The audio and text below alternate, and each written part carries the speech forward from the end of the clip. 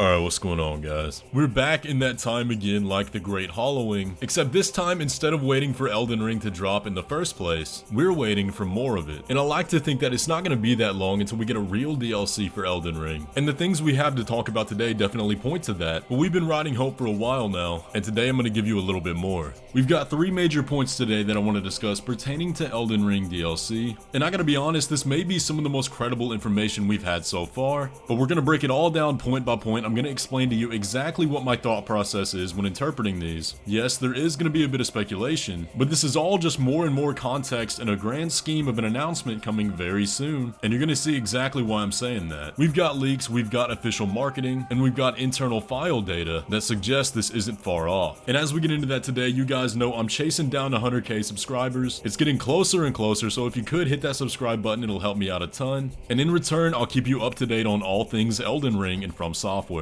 But now with that out of the way, let's get into it. When the Colosseum update or DLC 01 dropped, there was a lot of back and forth about people that were satisfied with it and those that were unhappy with it taking up the spot of a quote-unquote DLC. And one of the people who was a little bit less than happy about this was Lance McDonald, who is a very prominent figure in the data mining and modding scene. And after the Colosseum's released, he took to Twitter saying, "Yeah, it sucks and is probably the worst DLC FromSoftware have ever released. But yes, the Colosseum update is the first DLC for Elden Ring. It's called DLC 1 internally and has been planned as the first DLC since before release. In a year or two, I'll be able to talk more about what happened behind the scenes with this DLC, but for now, Elden Ring is still in active development and you should have confidence in FromSoftware." Now, regardless of if you agree or disagree with that, what he makes clear is that he has inside knowledge about this. Which brings us to what's been going on lately. Around this time, Lance also had a lot of other things to say about future DLC for Elden Ring. And originally I wasn't going to cover this because I don't like to really publicize things that other content creators only share in their internal discords. However, it's been going around so much in the public eye now that I figured we have to talk about this. In a conversation in his Discord server, he said there is a huge DLC coming. And you can see Abraham Link here said, as in a proper area, to which Lance said, "I know a lot about what it's adding, but I don't know about any new gameplay mechanics." And he says, "Yeah, really big," in context of the proper area question. And then you can see the conversation continue here with Abraham asking, "I'm guessing one big open field zone and one legacy dungeon, maybe 2 at most." Lance kind of brushed it off here with an emoji, but he also added that he doesn't know anything about lore either. I need to also say that I did message Lance about this a while back, and he stated that he has no plans to spoil any of the upcoming content, which I think is noble. And I did also reach out to other people who would have the knowledge about these kind of things, and like I've been trying to tell you guys, everybody is in agreement that the DLC is coming. It's just a matter of when. Now, I'm not going to sit here and try to speculate a whole lot off of what Lance said, but what should make you guys very happy is that he said the DLC is huge. I know a lot of people were concerned that DLC 2 is just going to be another update like the Colosseums. However, I think we can take stock in the fact that it's going to be the kind of DLC we're used to. And we do have legitimate evidence that points to that. Like we reference a lot of times when we have this conversation, you guys may remember that back in patch 1.07, there was a lot of data mined content. And among that content was a map for a new legacy dungeon, one unlabeled map, and a ton of reserved spots for new weapons and bosses, as well as files for new NPCs labeled "someone yet unseen." So we don't exactly have to go off blind faith here. But this brings us to our second point. So for point 2, I figured the best way to talk about this is to actually just show y'all what I've been looking at. Now, y'all can see here, this is SteamDB.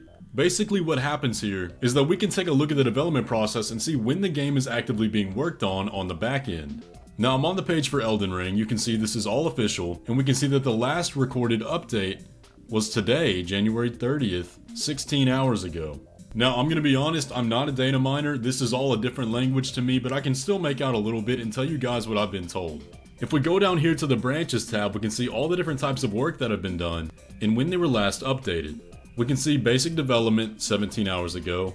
Play testing was also done 17 hours ago. Dev debug 5 days ago, dev release 5 days ago. QA debug 5 days ago, QA release 5 days ago. Public was obviously 2 months ago, and we are coming up on about 2 months since the Colosseum update. Now what's interesting is that we can see playtest 3 was done 17 hours ago. However, playtest 1 and playtest 2 were done before the launch of the game. So we haven't had something this serious in a long time. Let me also put an important note here that playtest 3 could also just refer to the build of playtesting that they're doing, meaning that the playtest 3 is simply the build they've been using post-launch. Now, what I've heard is that the last time playtesting was updated was right before the Colosseum update. Let me clarify a few things as well.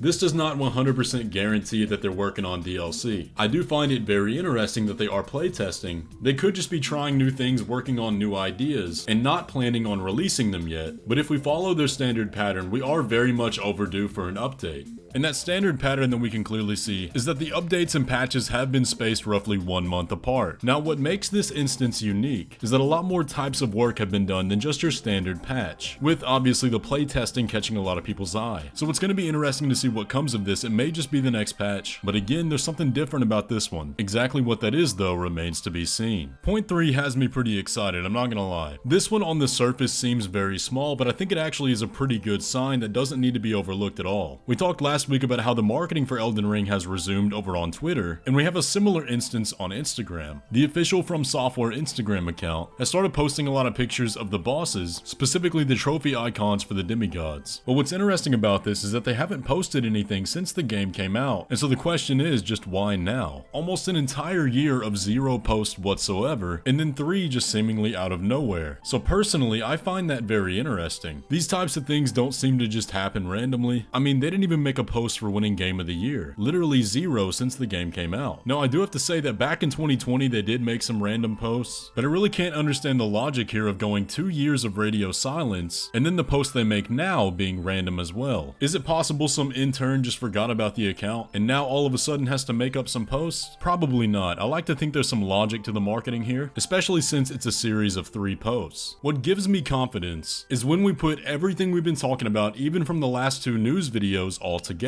There's simply way too much going on. We've discussed the Bandai Namco email saying that Elden Ring news would be coming shortly. We've discussed the timing of the Japanese fiscal year and how it would make a great time to release Elden Ring DLC. We have numerous statements from FromSoftware saying that there's more coming for Elden Ring. We have consistent Elden Ring tweets starting back up again. We have numerous sources confirming that DLC is on the way, SteamDB having very unique updates done to it, and the official FromSoftware account posting again after a year of silence, all in very convenient timing to line up for the 1-year anniversary of Elden Ring's release. I don't think it's a coincidence. And so here's what I'm thinking that I've been telling you guys across all the news videos recently. My speculation on this is that we get this major announcement on the 1-year anniversary and the DLC releases shortly after the fiscal year. All this stuff lining up just screams it to me, and it's going to be very interesting to see what happens in the near future. Either way though guys, that is just my opinion on it all. Let me know what you think down in the comments below, and be sure to leave a like on the video if you enjoyed and subscribe if you're new around here. If any more information comes out, I will be sure to keep you guys updated as soon as I hear it. The fastest way to get the news is by following me over on Twitter and joining the Discord server, both of which I'll have linked down in the description below. But with all that, I'll catch you in the next one.